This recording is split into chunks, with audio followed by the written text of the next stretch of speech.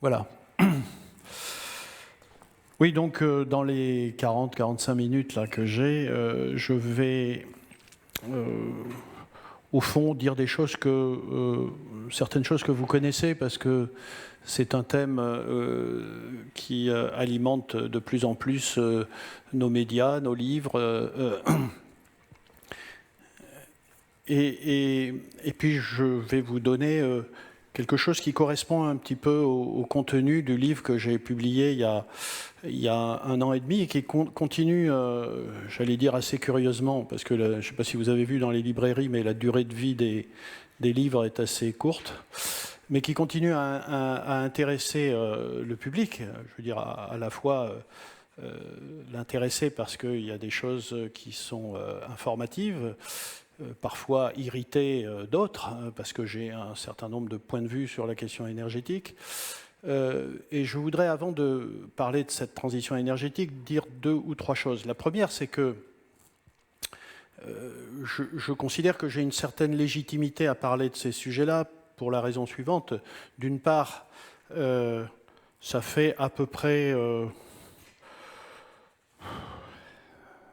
30 ans, un peu plus de 30 ans que, au fond, ma recherche à l'université Joseph Fourier à Grenoble, au CEA à Grenoble, au Collège de France, a été focalisée sur des questions d'énergie et plus spécifiquement de stockage d'énergie et notamment de transformation des énergies solaires ou éoliennes en énergie chimique. Donc c'est la décomposition de l'eau en hydrogène et actuellement c'est par exemple la valorisation, la transformation du CO2 en molécules organiques. J'en dirai un petit mot.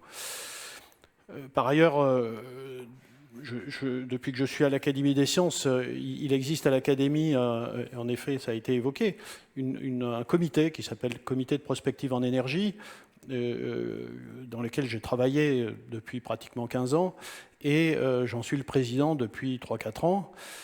Et c'est voilà, avec tout ce background que j'ai souhaité écrire tout ce que je savais dans un livre. Quelles étaient mes motivations? La première, c'était quand même d'informer.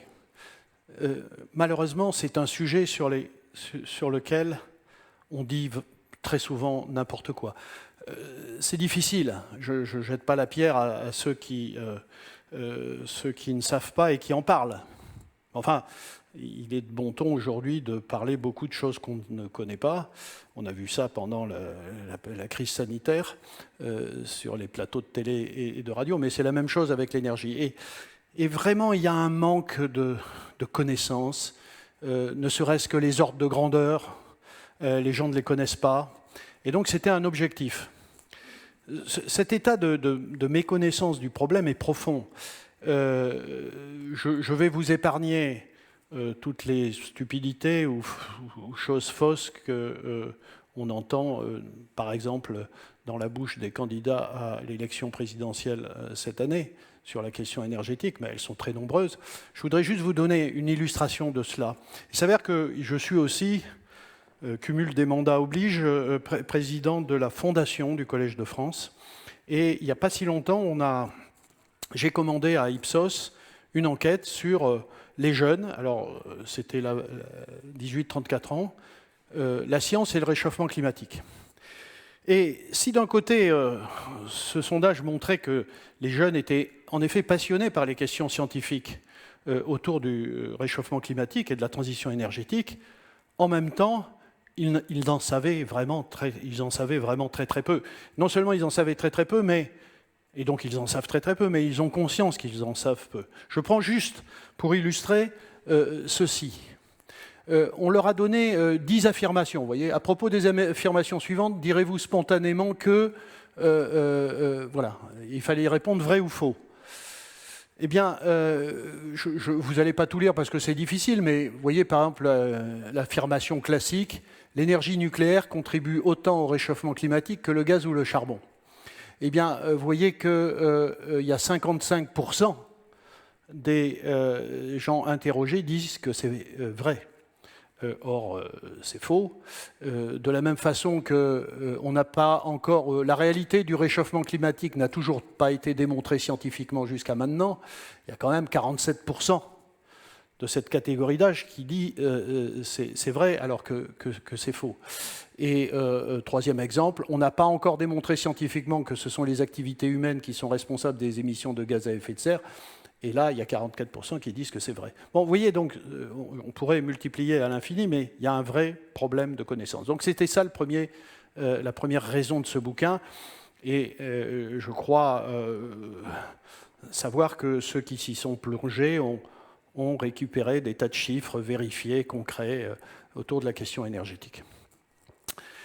La deuxième raison était plus politique. Autour de cette question-là. C'était d'une part d'aller contre un certain nombre d'affirmations dont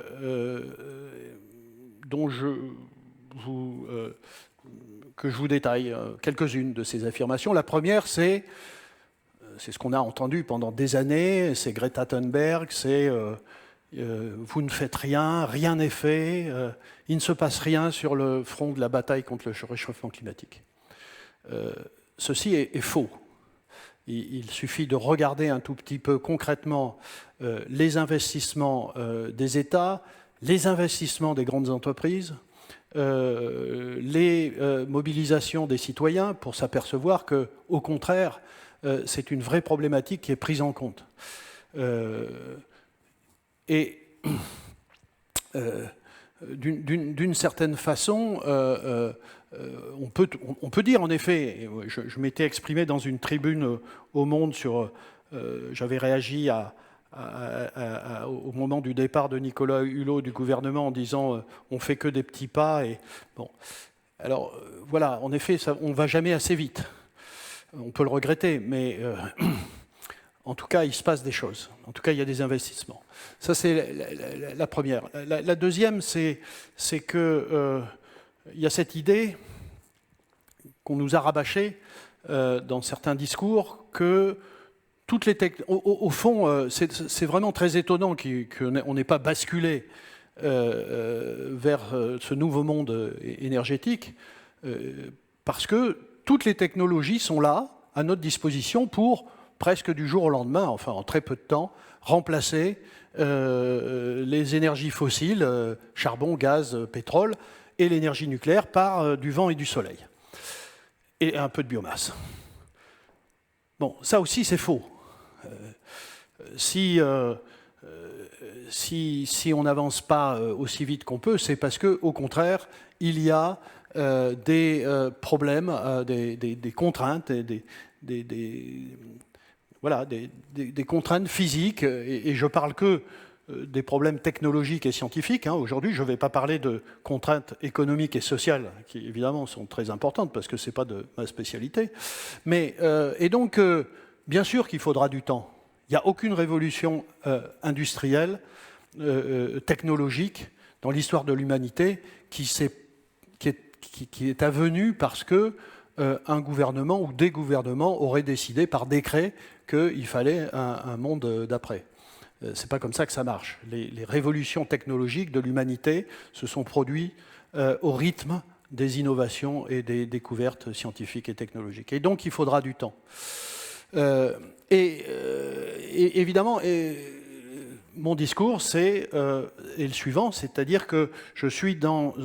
et ceci peut en effet en irriter certains, mais c'est aujourd'hui ma position, c'est de dire qu'avant de plonger dans la décroissance, la sobriété et au fond, à la fin, la misère, essayons peut-être qu'on va se louper, peut-être qu'on n'y arrivera pas ou pas complètement, mais essayons un tout petit peu de croire en la capacité de l'homme, en tout cas des chercheurs, des ingénieurs, des entrepreneurs, des politiques aussi, des jeunes, d'attaquer des problèmes par la connaissance, donc toujours plus de connaissances, par la science, par la recherche, par l'innovation, pour résoudre ces problèmes.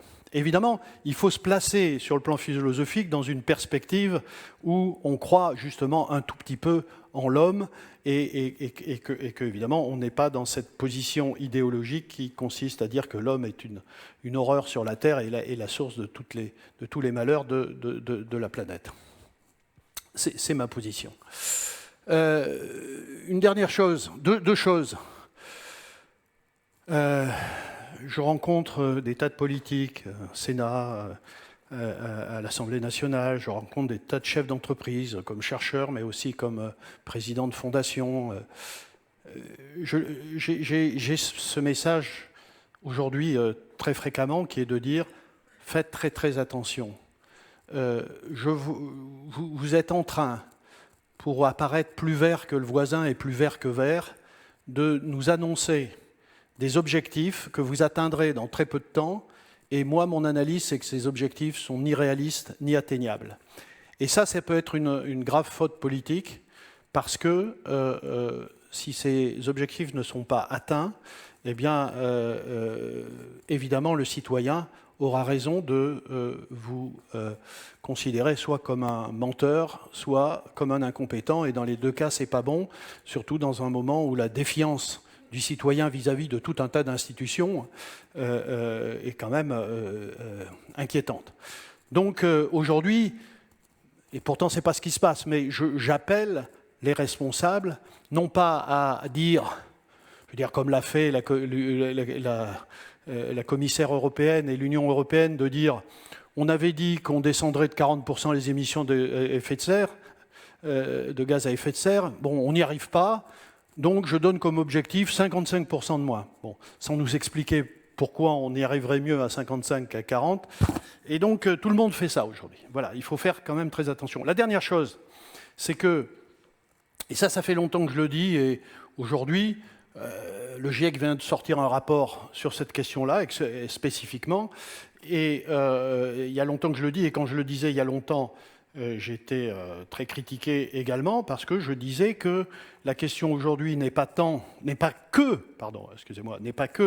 de décarboner et de s'occuper de diminuer les émissions de gaz à effet de serre, mais c'est aussi pourquoi ? Parce que, personnellement, je fais l'analyse que le 1,5 degré, on ne respectera pas, et probablement pas le 2 degrés, et qu'on ira au-dessus pour tout un tas de raisons que je vais indiquer, et que donc, au-delà de l'investissement sur les nouvelles technologies pour décarboner la transition énergétique, il va falloir, parce que c'est aussi des investissements, se préoccuper de l'adaptation au changement climatique, parce qu'il y aura un changement climatique. Se faire croire qu'on va atteindre le 1,5 degré me paraît être une erreur si nous ne nous engageons pas sur des politiques d'adaptation, parce que ce sont des politiques alors qui sont d'un ordre très différent de la lutte contre le réchauffement climatique. C'est de l'aménagement du territoire, c'est de l'anticipation de crises sanitaires et donc des efforts sur l'hôpital, sur la santé, enfin, etc. etc. Et le GIEC a sorti un rapport là-dessus. Voilà, quelques éléments qui sont d'ordre politique dont je ne parlerai plus ensuite pour revenir sur des questions purement concrètes. Bon, voilà, c'est un plan, je vais me limiter, je m'arrêterai à un moment donné pour ne pas dépasser l'heure et si vous voulez pour qu'on discute un tout petit peu.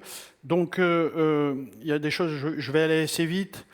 Émissions de CO2, vous savez tout ça, donc pas la peine d'y passer beaucoup de temps. Vous le savez, nous dépendons toujours à plus de 80% des fossiles, gaz, charbon, pétrole, pour notre énergie à l'échelle de la planète. L'électricité, ce n'est que 17%. Ça, c'est quand même un truc que tout le monde sait normalement, mais je ne sais pas si vous avez remarqué, mais chaque fois qu'on parle d'énergie, entre vous, entre nous, sur un plateau de télé ou dans un discours politique, on parle en réalité, sans le savoir, d'électricité. On parle éolien, solaire, nucléaire, etc. Et en fait, c'est rien, c'est 17%. Enfin, c'est beaucoup, mais je veux dire, il y a quand même 83% qui n'est pas électrique, qui ne sera pas réglé par l'éolien, le solaire, ni par le nucléaire.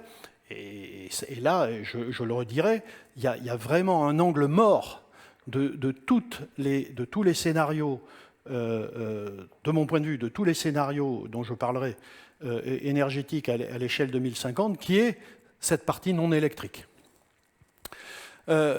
Pour la France, alors voilà, moi je fais partie des gens qui sont fiers d'être dans un pays qui est vertueux du point de vue de son électricité.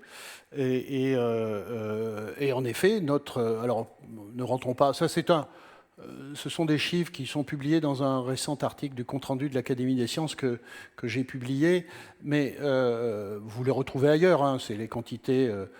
Bon, aujourd'hui, la France, c'est 1600 TWh d'énergie, et vous voyez, 1600, voilà. Et l'électricité, c'est voilà, autour de 25%, d'un quart. Nous sommes un des pays les plus électrifiés du monde. Hein. Mais retenez ce chiffre 25% parce que j'en reparlerai. Mais notre électricité est à plus de 90% décarbonée. Et de fait, comme notre part électrique est importante, nous sommes aussi assez vertueux sur le plan du poids des fossiles sur l'ensemble de notre consommation énergétique. D'ailleurs, pour ça que vous avez entendu récemment que nous dépendons peu du gaz russe comparé à l'Europe, qui est à 40%, nous on est à 17%, et ne parlons pas de la Lituanie qui est à 80% dépendante du gaz russe. Et donc, si tout ça, vous le savez, hein, on parle de CO2 à cause du lien avec la température, mais je ne peux pas ne pas dire que cette affaire-là est une affaire mondiale et que les gens qui se préoccupent de cette question ne peuvent pas simplement attaquer l'État français parce qu'il ne satisfait pas à ses objectifs, comme on l'a vu il y a quelque temps, et parce que, en effet, il en ferait moins que plein d'autres. Mais en réalité, ce n'est pas vrai, parce que, alors c'est un hasard, bien sûr c'est un hasard, hein. On le dira, c'est à cause de l'énergie nucléaire que nous sommes décarbonés, hein, pour l'essentiel. C'est un hasard parce que quand on a décidé d'une industrie nucléaire en France, hein, dans les années 70, on ne l'a pas fait pour le climat.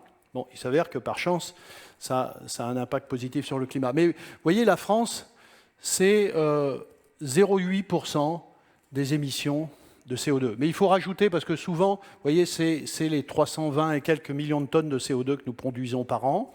Mais ça, c'est uniquement la partie, en général, les gens oublient une autre partie dont je vais vous parler, c'est nos productions internes sur le territoire national qui conduisent à cette émission-là. Et nous consommons des choses qui sont produites à l'extérieur et qui émettent. Et donc, il faut en avoir la responsabilité. Donc, je fais attention d'en tenir compte. Et cette part-là, malheureusement, augmente alors que la part territoriale diminue, tout simplement parce que nous sommes un pays qui se désindustrialise, malheureusement. Et depuis 2005, on voit vraiment la part territoriale diminuer et la part extérieure augmenter. Et donc, évidemment, ça pose une véritable question, en tout cas sur la question énergétique, de se dire, eh ben, il faut faire revenir en France un certain nombre de production, puisque nous produirions avec notre électricité décarbonée en produisant moins de CO2. Donc on voit bien que toute la question de la réindustrialisation, de la relocalisation, de la souveraineté, qui sont des termes que moi j'utilise depuis très très longtemps et sur lesquels j'étais assez mal reçu. Ce sont des termes qui sont en train de revenir, qui sont revenus à l'occasion de la crise sanitaire, hein, vous l'avez vu, parce qu'on a bien vu qu'on était dépendant de choses qui sont absolument essentielles, auxquelles on ne pouvait pas avoir accès immédiatement. Et bien pour l'énergie, c'est la même chose. Donc c'est une vraie question. Et quand je dis c'est une question mondiale, vous voyez, même les Européens, même à l'échelle européenne, je veux dire, on dit la France ne fait pas assez, on entend ça tout le temps, mais c'est une catastrophe à l'échelle européenne. Hein. Regardez sur cette droite-là les dates, donc les pays qui ont décidé, les dates d'arrêt du charbon dans tous ces pays-là. Mais vous voyez que il y a d'abord en noir tous les pays qui n'ont pas encore décidé d'une sortie du charbon. Hein. Et puis il y a tout un tas de gens qui attendent, y compris l'Allemagne. Hein. Vous voyez, c'est 2038. Hein. L'Allemagne dont on nous parle comme, enfin, dont on nous a parlé longtemps comme formidable modèle. Voilà, c'est quand même un pays qui a décidé de sortir du charbon en 2038. Bon, donc voilà, c'est véritablement une affaire mondiale. Et en tout cas, voilà, aujourd'hui avec 1%, si la France disparaissait de la planète, ça n'aurait strictement aucun impact sur le réchauffement climatique si, évidemment, les autres pays n'en font pas autant, et je dirais même plus. Et quand je dis ça, ce n'est pas pour dire oh bah, tranquille, nous les Français, pas la peine de faire d'efforts. Je ne dis pas ça du tout. D'ailleurs, quand je dis ces choses-là, on m'accuse de penser cela. Non, je ne pense pas cela. Mais néanmoins, c'est pour ça que j'ai beaucoup d'attachement, très déçu, sur les COP internationales, les rendez-vous internationaux, parce que, évidemment, on attend ce qui est un peu plus de choses collectives, et puis en réalité, ça ne se passe pas parce que c'est très difficile. Bon. Mais voilà où on en est. Oui, donc quand on vous dit trajectoire net zéro, c'est-à-dire aller vers zéro émission de CO2, en gros, voilà, vous avez tout ici, vous le savez, mais ce sont les grandes lignes. C'est évidemment diminuer la consommation d'énergie. En France, c'est 1600-1700 TWh. La question, c'est de combien ? Et vous allez voir quelques scénarios, et là, il y a beaucoup de divergences. Jusqu'à combien on peut descendre de consommation d'énergie et dire aux gens qu'est-ce que ça veut dire en pratique. Et donc pour ça, diminuer la part des énergies fossiles, donc de décarboner, augmenter la part des renouvelables, maintenir, développer l'énergie nucléaire parce qu'elle est bas carbone. Et la deuxième grande chose, c'est d'électrifier. Parce qu'à partir du moment où vous allez remplacer des sources d'énergie fossiles par des énergies électriques, puisque, à nouveau, le solaire et l'éolien, c'est de l'électrique, c'est que de l'électrique. Et d'ailleurs, c'est pour ça que c'est absolument débile par rapport à la question du carbone et du réchauffement climatique et des émissions de CO2, de remplacer du nucléaire bas carbone électrique par de l'éolien et solaire un peu moins bas carbone et électrique. La grande question, à nouveau, c'est le reste, c'est remplacer les fossiles. Voilà, donc la transition énergétique, c'est ça, vous voyez. C'est un schéma très simple, mais c'est ça, là. Et ça, c'est énorme. Ça, c'est une vraie révolution. Passer, je ne sais pas, ici, par exemple, de 25 à 50% de part électrique, même si le total diminue, c'est quelque chose d'assez colossal comme enjeu. Et évidemment, tout ça doit se faire. Alors, vous voyez, de temps en temps, je mets défossiliser. J'aime pas le mot décarboner, vous allez comprendre pourquoi. Évidemment, en assurant une sécurité d'approvisionnement, il ne faut pas qu'il y ait des blackouts de temps en temps parce qu'on a trop de solaire et d'éoliennes et de panneaux photovoltaïques et qu'il fait nuit et qu'il n'y a pas de vent, quoi. Donc il faut assurer les réseaux, il faut avoir des sources d'énergie pilotables à côté, etc. Évidemment, le faire au plus bas coût, maintenir une souveraineté énergétique et accroître notre activité industrielle, parce que ça aussi, vous le comprenez bien, si on sort d'une dépendance vis-à-vis des énergies fossiles, vous voyez, aujourd'hui, pendant longtemps, notre déficit de la balance commerciale, alors là, on a une situation un peu... mais jusqu'en 2019, avant la crise, mais notre déficit de la balance commerciale, c'est à peu près 50 milliards d'euros. Eh bien, notre facture fossile, c'est à peu près 50 milliards d'euros. C'est-à-dire que si on n'avait pas de fossiles, on aurait une balance formidable.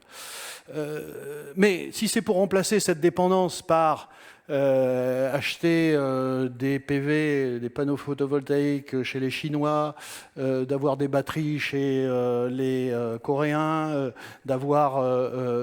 voilà. Donc il faut qu'on maîtrise aussi toutes ces nouvelles technologies. Alors, les scénarios.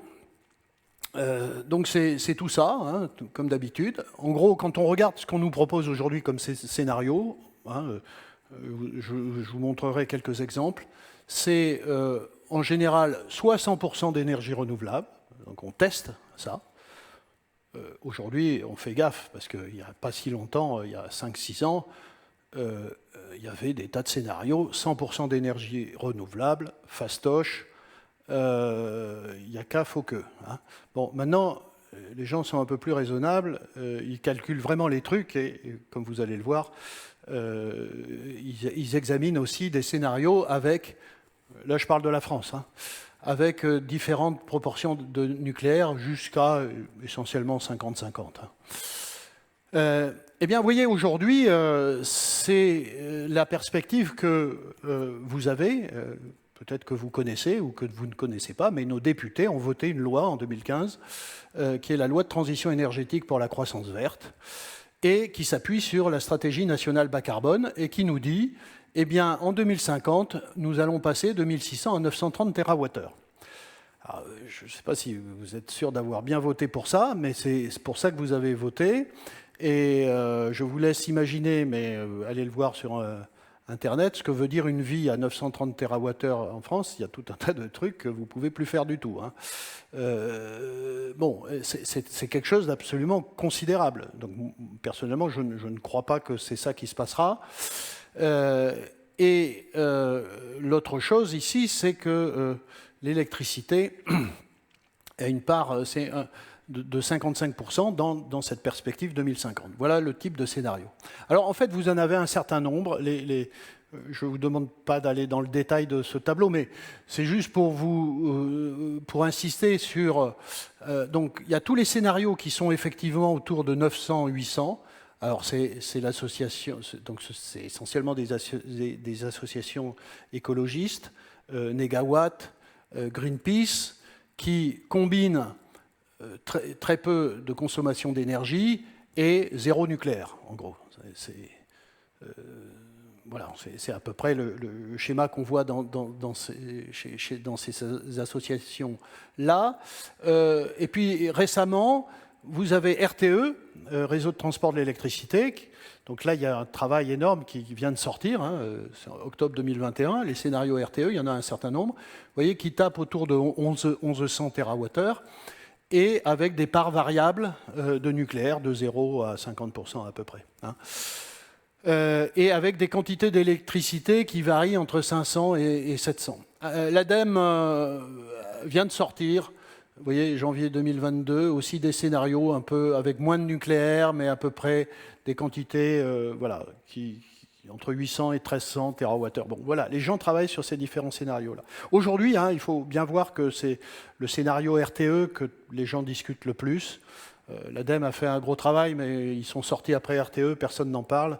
C'est dommage pour eux, mais enfin, disons que je vais parler un peu des scénarios RTE. Il s'avère qu'avec Dominique Grand, on a publié des scénarios ici où on dit qu'on sera, vous voyez, on est les seuls à diminuer l'énergie bien moins, mais c'est dans 30 ans, avec une augmentation de la population, avec une certaine croissance, voilà, on a établi à peu près à 1500 TWh ce qu'on aura dans 30 ans.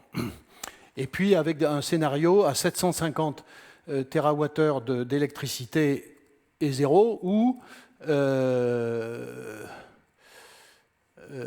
700, et zéro nucléaire, et 750 d'électricité, mais avec la moitié de nucléaire, donc 50-50. Bon.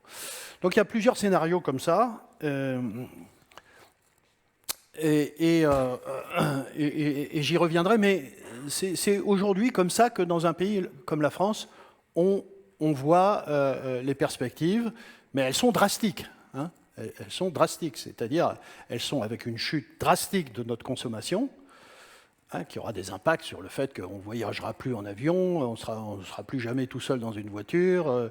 Bon, Negawatt décrit assez bien, d'ailleurs, je vous invite à aller voir les scénarios Negawatt, qui font un travail aussi sérieux, mais qui ont cette hypothèse de très grande sobriété et de très grande décroissance, et qui expliquent, eux, ils ont le courage de dire aux Français ce que ça veut dire. Voilà. Alors, maintenant, ce que je dis aussi, c'est que, en effet, il faut travailler à cette décarbonation, à cette défossilisation. Et là, comment on fait? Alors, d'abord, à nouveau, y travailler, de mon point de vue, et c'est mon message, c'est pas simplement d'arrêter tout et de rentrer chez soi et de plus rien faire. Et voilà. C'est de croire un tout petit peu en notre capacité de résoudre un certain nombre de problèmes. Donc, où y sont les problèmes? Les problèmes, ils sont faciles à identifier. C'est, en gros, vous regardez ce camembert et vous dites où sont les plus grosses émissions de CO2, c'est là que je vais taper pour avoir un impact. Vous tombez inéluctablement sur l'habitat, les transports et l'industrie, en gros. Il y a aussi l'agriculture, mais je ne suis pas assez spécialiste pour en parler. J'en ai parlé un tout petit peu, mais je ne vais pas le faire aujourd'hui. Et donc, si vous voulez, quand vous êtes confronté à ça, au fond, moi, ce que je dis aux jeunes gens, plutôt que d'aller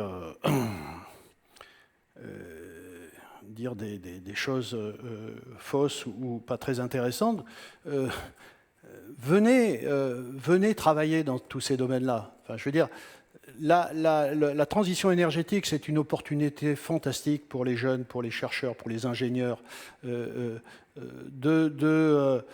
contribuer à ça par leur connaissance, par leur engagement. Et il y a des projets absolument fantastiques sur le plan scientifique.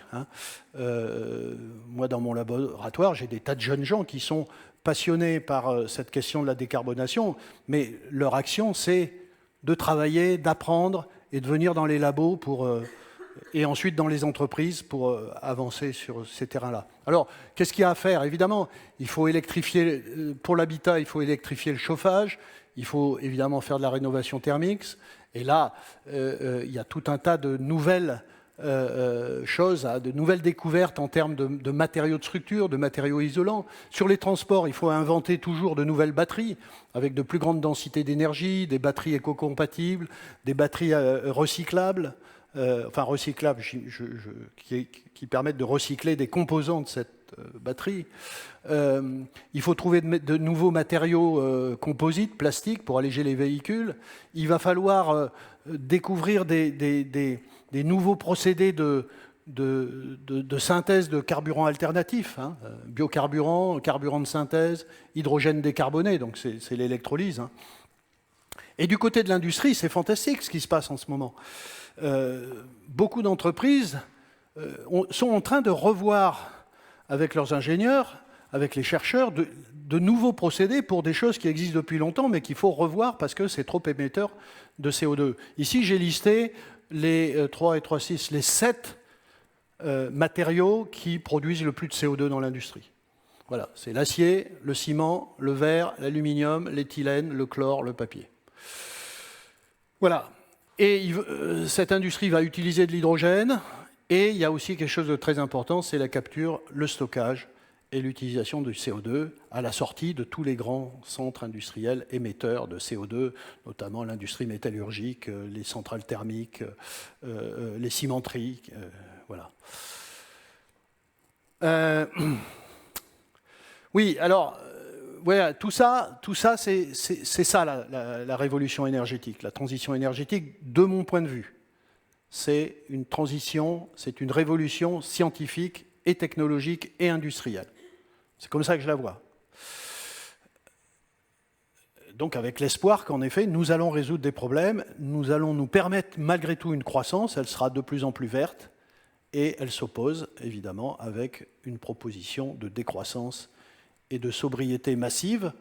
Et quand je dis ça, vous l'avez bien entendu, mais je le répète pour être clair, j'insiste aussi sur les économies d'énergie et l'amélioration de l'efficacité énergétique de nos systèmes, bien sûr. Et ça aussi, c'est de la science et de la technologie. Voilà, quel carbone? Je ne sais pas si vous avez remarqué, mais vous avez déjà entendu, dans les manifs pour le climat, il y a un slogan qui me fait marrer, c'est « il faut décarboner la planète ». Vous avez bien compris que c'est ridicule, parce que la planète, elle est hyper carbonée, et elle le sera toujours. Voilà, tout ce qu'il y a ici est pour l'essentiel du carbone. Vous-même, vous êtes, moi aussi d'ailleurs, du carbone. Et donc, évidemment que ce n'est pas la planète qu'il faut décarboner, c'est notre système énergétique, et c'est de ça dont on parle. Mais quand même, il est bon de rappeler, et je le fais d'ailleurs dans le livre, j'essaye de redonner un peu de lustre au carbone, qui est attaqué de toutes parts, c'est qu'on aura besoin de carbone. Vous voyez, aujourd'hui, l'industrie chimique, c'est une dizaine de milliers de produits qui viennent tous, la très très grande majorité, à 99%, qui viennent des fossiles, hein, charbon, de l'industrie chimique fossile, pétrole, gaz, charbon, un peu de la biomasse, d'accord? Et demain, il faudra du carbone. Donc évidemment, il faut avoir cette idée que le monde de demain ne sera pas un monde où il y aura zéro carbone. C'est juste impossible. Demain, on aura besoin de polymères, hein, on aura besoin de plastique, qu'il soit biodégradable ou pas, c'est du carbone. On aura besoin de médicaments. Hein. Vous voyez, les médicaments, c'est du carbone pour l'essentiel, c'est de la chimie organique. Même l'hydroxychloroquine, hein, c'est du carbone. Il faudra des carburants, il faudra des engrais, il faudra du ciment, enfin, etc., etc. Donc on aura besoin de carbone. Et donc la question, moi qui m'intéresse dans mon labo, c'est est-ce que le CO2 qu'on récupérerait par la capture hein, pourrait pas être aussi une source de carbone dans des procédés qui aujourd'hui n'existent pas ou très peu. Et on peut imaginer demain un monde, alors c'est pas très clair, mais dans lequel vous aurez tout un tas de produits, vous voyez, oléfine, diesel, méthanol, kérosène, méthane, bioéthanol, ammoniac, urée, etc. Alors ammoniac, c'est pas carboné, mais tous ces produits-là viendront, et c'est essentiellement la chimie de l'industrie chimique, viendront soit des déchets et de la biomasse, soit par utilisation des énergies bas carbone, par transformation de l'eau en hydrogène et du CO2 en différents composés, donc tous ces composés-là. Donc là, il y a vraiment quelque chose d'assez révolutionnaire aussi à mettre en place. Alors, juste pour vous illustrer ce que je fais, hein, moi dans mon laboratoire, je fais de l'électrolyse du CO2. C'est exactement la même chose que l'électrolyse de l'eau. C'est-à-dire que je combine dans un électrolyseur du CO2 qui a été capturé, vous voyez, du CO2 qui a été capturé, de l'eau et de l'énergie, de préférence bas carbone, et je transforme le CO2 en toute une série de molécules qui vont être utiles pour faire des plastiques, des carburants, des médicaments, enfin, etc., etc. Et je donne un exemple, c'est l'éthylène. L'éthylène, c'est la molécule, c'est le composé chimique le plus produit dans l'industrie chimique sur la planète aujourd'hui. C'est 220 millions de tonnes par an. Simplement, je ne rentre pas dans le détail, mais compte tenu de son mode de production, ce sont des procédés qui demandent beaucoup d'énergie et qui émettent beaucoup de CO2. Donc si on pouvait faire autrement, voilà. Et au Collège de France, par exemple, c'est une des choses qu'on fait dans mon laboratoire, et récemment, et c'est dans un article qui a été publié dans le Proceeding de l'Académie des sciences des États-Unis, on développe des électrolyseurs qu'on couple à des panneaux photovoltaïques, on développe des catalyseurs à base de cuivre, en particulier, le cuivre est assez spécifique pour ça. Et l'électricité qu'on envoie là-dedans, qui contient ce cuivre et du CO2 et de l'eau, ce sont les protons ici, c'est la seule équation chimique que je vous montrerai, eh bien, nous avons réussi à faire de l'éthylène qui vient du CO2 à température ambiante. Voilà. Et vous voyez, le rendement énergétique peut vous paraître faible, 2,3%. C'est la quantité d'énergie qui est stockée dans l'éthylène rapportée à la quantité d'énergie solaire qui a tapé le panneau photovoltaïque. Eh bien, il faut imaginer que c'est comme ça. C'est un système un peu de type photosynthèse artificielle. Comme la photosynthèse naturelle, hein, vous savez, qui prend l'énergie solaire, l'utilise pour coupler du CO2 et de l'eau et former du glucose, par exemple. Là, on ne fait pas du glucose, on fait de l'éthylène, mais ça revient un peu au même. Eh bien, la photosynthèse naturelle, celle des plantes, c'est, je ne sais pas, moins de 1%, hein, le rendement. Ouais, voilà. Et les meilleures microalgues, c'est 4%. Voilà. Donc, c'est pour vous donner un élément de comparaison. Voilà. Alors, quelle source d'énergie? Et je termine là-dessus. J'aurai évidemment pas le temps parce que j'ai parlé... j'ai quoi, 5 minutes? Voilà, bon, alors merci, c'est sympa. Bon, alors, voilà. La question, c'est tout ça. Tout ça, c'est très bien. Mais finalement, la question, à la fin, la vraie question, la seule, c'est quelle source d'énergie on met dans le système. Décarboner, faire de l'hydrogène décarboné, faire des pompes à chaleur, faire des voitures électriques. C'est très bien, mais en fait, il faut y mettre de l'énergie dans tout ça. Donc la vraie question, c'est quel est notre mix énergétique. Et là aussi, vous voyez, quand vous entendez l'hydrogène, c'est le nouveau pétrole, c'est débile. Parce que l'hydrogène, ce n'est pas le nouveau pétrole, parce que le pétrole, on creuse, il est là, et c'est plein d'énergie. L'hydrogène qu'on a, ce n'est que le produit de la dépense énergétique qu'on a faite pour le produire. Donc, en gros, on n'a rien gagné.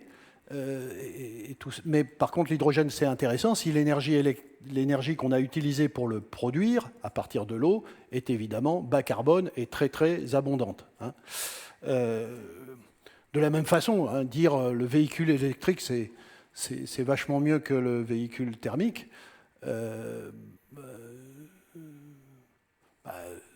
nouveau, ça dépend si l'énergie qu'on met dans la batterie est intéressante, c'est-à-dire bas carbone, abondante, etc. Typiquement, vous voyez bien ça dans un... Je prends cet exemple, mais on pourrait en avoir plein. Hein, vous voyez, les émissions de CO2 pour un véhicule thermique, hein, c'est autour de, voilà, entre 150 et 200 grammes par kilomètre. Eh bien, la voiture électrique, ça peut être pratiquement ça, si vous prenez le mix européen, ou si vous avez un mix énergétique, enfin, vous utilisez du gaz pour remplir votre énergie électrique. Hein. Donc ça n'a pas beaucoup d'intérêt de faire d'une voiture électrique si votre si votre mix énergétique est par exemple le mix européen, vous voyez. Alors avec un mix français qui est très décarboné, là pour le coup, vous gagnez en effet, je sais pas, 80, 3 fois quoi. Hein. Voilà, donc c'est ça la grande question. Alors, évidemment, je fais partie de ceux qui pensent que, en effet, ça a été une grave erreur du gouvernement de François Hollande et poursuivi par le président actuel, qui d'ailleurs, vous l'avez vu, vient de changer d'avis, de décider la fin du nucléaire, d'une certaine façon. Je vais vous dire pourquoi la fin, même s'ils ont parlé de 50%, donc avec l'arrêt de 14 réacteurs, et d'ailleurs ça a déjà commencé, puisque 2 réacteurs à Fessenheim, qui fonctionnaient très bien et qui rapportaient beaucoup d'argent, ont été arrêtés. Donc je fais partie de ceux qui, sur la base de cette considération climatique de bas carbone, voilà, dit qu'il faut maintenir une part significative de nucléaire. Comme vous le voyez ici, en émissions de CO2 par kilowattheure, le nucléaire est aussi bon que l'éolien. Il y a toutes sortes de chiffres, hein, mais j'ai pris ceux qui étaient les moins favorables au nucléaire. Hein. Vous voyez ici, il y a des choses beaucoup plus favorables.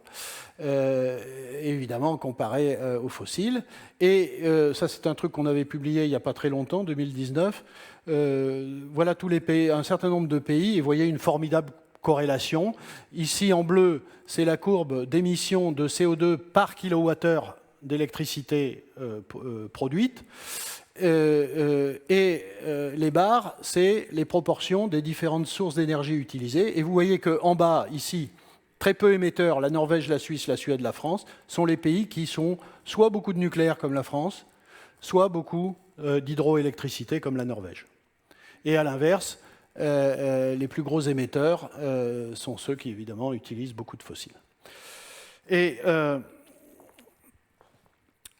la loi, lorsque vos représentants, ont voté la loi sur la fameuse loi dont j'ai parlé, sur la transition énergétique pour la croissance verte, eh bien, on a voté, la France a voté, qu'en 2035, nous serions à 50% d'énergie nucléaire et que nous aurions fermé 14 réacteurs.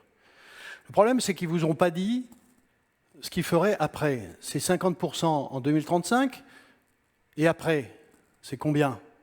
50%? Plus, moins, voilà. Et en réalité, en ne disant rien et en ne faisant rien, ce qui était prévisible et que j'ai prévu tout de suite et que j'ai écrit, c'est que compte tenu de l'âge moyen des centrales, qui est aujourd'hui de 37 ans, même avec une prolongation à 60 ans des centrales, alors qu'elles sont au départ construites pour 40 ans, mais aujourd'hui on les prolonge un peu partout dans le monde, eh bien vous voyez qu'en 2050, si on ne fait rien, il n'y a plus de nucléaire du tout. Donc en réalité, on n'a jamais parlé de ça, mais c'était ça la réalité. C'était, il n'y aurait plus de nucléaire. Et donc nous, on a fait un gros travail pendant les années 2019-2020, et le 8 juillet 2021, l'Académie des sciences a produit deux rapports très, très copieux, techniques, scientifiques, et puis pédagogiques de mon point de vue, et avec des recommandations. Ces recommandations, c'était de prolonger les centrales jusqu'à 60 ans, évidemment moyennant que l'autorité de sûreté nucléaire contrôle toute la sécurité pour cela, c'est évident, et de construire de nouveaux réacteurs, des EPR. Et c'est exactement ce qui est repris aujourd'hui, tout d'un coup, hein, depuis quelques mois. La campagne présidentielle a redonné un peu de courage à certains politiques qui ont reparlé du nucléaire, et le président Macron a récemment annoncé donc la construction de 6 réacteurs, peut-être 8 de plus, pendant son prochain quinquennat s'il est élu.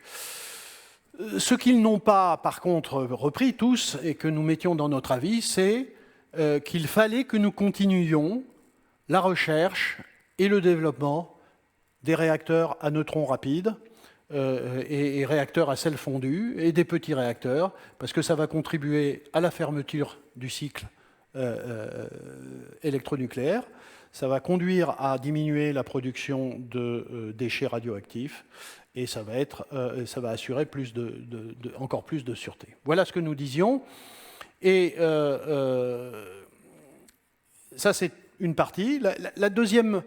Le deuxième élément, c'est évidemment les énergies renouvelables. Et je ne parle pas de l'hydroélectricité parce qu'on ne peut pas guère l'augmenter. Et puis la biomasse, je n'aurai pas le temps d'en parler.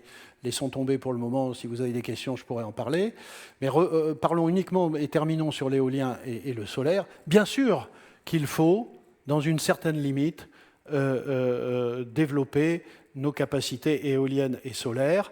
J'ai parlé de souveraineté énergétique. C'est clair que ce que nous avons sur notre territoire, nous avons du vent et nous avons du soleil, et qu'il faut en profiter. Et vous voyez, le soleil nous envoie 100 000 terawatts sur la planète. De ces 100 000 terawatts, il y a 100 terawatts de biomasse qui est formée, et la consommation mondiale, c'est de l'ordre de 17 terawatts. Donc vous voyez, il y a une marge, il y a de la marge, et donc ça serait idiot de ne pas... donc je suis pour le maintien du nucléaire et pour le développement aussi des énergies renouvelables. Sauf qu'elles ont tout un tas de problèmes.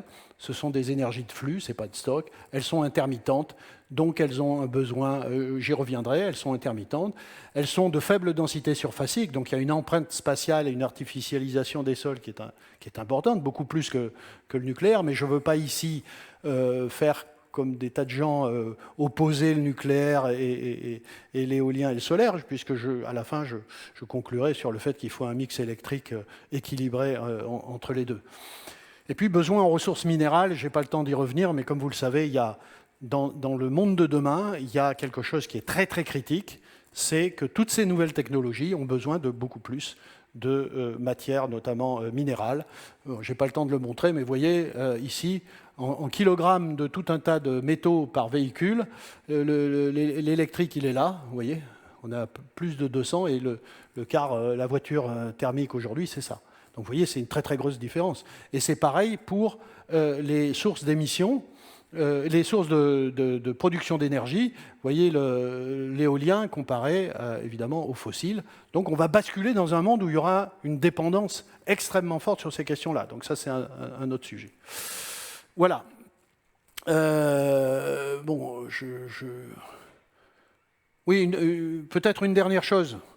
Voilà au fond, voilà aujourd'hui. J'ai parlé d'éolien, de solaire, de nucléaire. Et je reviens sur une chose que j'ai dite tout à l'heure qui me paraît absolument essentielle. Et je vous ai dit que c'était l'angle mort de tous les scénarios. Voilà le scénario RTE de base, dit de référence. D'accord ? Vous voyez, on est ici à 1700 TWh. Là, non, en 2020, on est voilà, à 1600 TWh, c'est ce que je vous ai dit. Et donc, ce qui est proposé, c'est de tomber à 1100. C'est un des scénarios de RTE. L'électricité est là. Elle est à 640. Et il reste quand même 450 TWh d'autre chose. Et le jour où il n'y a plus de charbon, de gaz, de pétrole, c'est quoi ça ? Et en fait, quand vous regardez ces scénarios, mais ce ne sont pas les seuls, voilà, on met là-dedans gaz, aujourd'hui fossile, demain décarboné, on ne sait pas très bien ce que c'est, bois, biocarburant, déchets, chaleur, enfin, etc., etc. En fait, il y a beaucoup de biomasse là-dedans, et je n'ai pas le temps d'en discuter, mais il y a une vraie question de savoir jusqu'où on peut aller dans l'exploitation de la biomasse pour faire des biogaz, pour faire des gaz dérivés des déchets. Et mes calculs montrent que de toute façon, on n'arrivera pas à 450 TWh, donc il y a une vraie question là. Voilà. Et je termine. Voilà. Donc, voilà pourquoi il faut un mix électrique énergie renouvelable nucléaire. J'aurais pu dire quand même, juste quand même ça, c'est important. Quand vous avez des scénarios d'énergie renouvelable jusqu'à 100%, je ne vous demande pas de regarder tous ces chiffres-là, mais au fond, quand vous analysez tous ces scénarios, qu'est-ce que vous voyez ? Vous voyez que ceux qui projettent ça, en fait, oublient ou parfois le disent, mais en tout cas, ça signifie, d'une part, que pour y arriver, il vous faut multiplier par un facteur entre 4 et 7 entre les différents scénarios le rythme d'installation des capacités d'éolien et de PV. Aujourd'hui, on installe en France à peu près 1 gigawatt par an de solaire et 1 gigawatt par an d'éolien. Eh bien, il faudrait passer à 4 à 7 gigawatts par an de chacun, par an pendant 30 ans, à partir d'aujourd'hui. Hein. C'est-à-dire qu'on bascule tout d'un coup à 4 à 7 gigawatts et qu'on fait ça pendant 30 ans. Ça, c'est la première implication des scénarios 100%. Quand vous voyez les problèmes pour installer la moindre ferme d'éoliennes, vous voyez que c'est compliqué. La deuxième remarque, c'est, et ça a été établi par tout un tas de documents, hein, les scénarios RTE eux-mêmes, mais il y a eu un rapport très intéressant RTE, Agence internationale de l'énergie, en 2021, qui ont montré que pour faire ça, il fallait tout un tas de conditions très strictes et qui pour le moment n'étaient pas possibles dans l'état actuel des choses. C'est que pour développer les intermittentes, il faut disposer de capacités de puissance décarbonée pilotables, parce qu'en effet, quand il n'y a pas de vent et de soleil, il vous faut autre chose. Et c'est pour ça que les Allemands, en soi-disant faisant plein de renouvelables, on n'a pas trop vu la diminution de ces émissions de gaz à effet de serre, tout simplement parce qu'ils font tourner des centrales thermiques. La deuxième, c'est développer massivement des technologies de stockage d'énergie, et ça, pour le moment, on ne sait pas faire, hein, parce que c'est jusqu'à des centaines de térawattheures par an. Et troisièmement, c'est développer et renforcer les infrastructures de réseau électrique. Voilà, donc il y a tout un tas de conditions qui fait que, même si on pourrait rêver de ne vivre que de vent et de soleil, en réalité, à des échelles de quelques dizaines d'années, on parle de 2050, je fais partie de ceux qui pensent que ce n'est pas possible, sur la base de ce que je sais et que j'ai travaillé, et que donc la conclusion, c'est ça. Voilà, conclusion, on est dans un moment évidemment très particulier à cause de cette question du changement climatique, mais sans parler des situations très particulières, et notamment cette guerre en Ukraine qui, au-delà de tous les malheurs qu'elle crée, au fond, nous révèle, si ça n'avait pas été le cas avant, mais pour ce qui me concerne, ça l'était avant, toute la problématique énergétique de l'Europe. Et typiquement, aujourd'hui, un pays comme l'Allemagne, dont je critiquais la politique énergétique depuis des années, ce qui m'était reproché, dont on parlait avec des larmes dans les yeux à cause de la quantité d'énergie renouvelable, en effet, qui était installée, eh bien, on voit que ceci n'a été possible que par une dépendance vis-à-vis du gaz, hein, c'est 40% du gaz russe pour l'Allemagne, et du gaz, il est russe, celui-là, il est embêtant, mais de toute façon, de n'importe quel gaz, ça sera embêtant, et qu'aujourd'hui, l'Allemagne est dans une situation effroyable, qui fait que d'ailleurs, ils vont repousser l'arrêt de leur centrale nucléaire. Vous avez vu avant-hier, la Belgique a décidé de repousser de 10 ans l'arrêt de leur centrale nucléaire, et je pense que c'est tout à fait raisonnable. Mais voilà. Donc, conclusion, ce qui est important aujourd'hui, c'est vraiment d'être les plus sérieux possible dans décider de quelle baisse crédible de consommation on peut faire, quelle proportion réaliste d'électricité on peut avoir, quel mix électrique de production d'énergie, quel besoin en stockage, comment construire un consensus sur une trajectoire réaliste, et puis la question de l'adaptation dont j'ai déjà parlé. Et je vous remercie pour votre attention.